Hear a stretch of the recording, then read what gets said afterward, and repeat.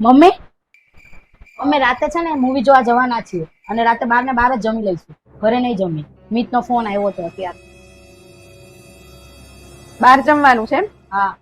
Movie જોવા જાવ એનો વાંધો નહીં, પણ જમવાનું ઘરે રાખજો. ઢોકળાનું પલાળીને નહીં હવારે મૂક્યું, પછી કાલે ખાટું થઈ જાય, નાખી દેવાનું. તો વહેલા બધું નક્કી કરાય આવું. મેં તો ના જ પાડી હતી મમ્મી મિતને કે જાવું જ નથી એમ, પણ ઈ માનતા નહોતા. ઈ કે જાવું છે. બાકી મેં તો ના જ પાડી દીધી હતી આજે કઈ બહાર ખાવું જ નથી. હવ તે આવજો જમીન બહાર, મારે શું. પણ વહેલા નક્કી કરતા હોય તો સારું. આ બધું ફેંકી દેવું પડશે હવે. બધું ફેંકવામાં જાય છે, પછી જીવ બળે આપણે. હવે તમારે ક્યાં કમાવા જાવું છે તો તમારે ચિંતા.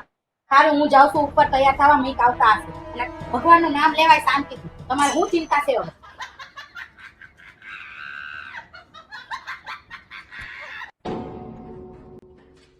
આ તો છોકરાનું નામ લે ખાલી.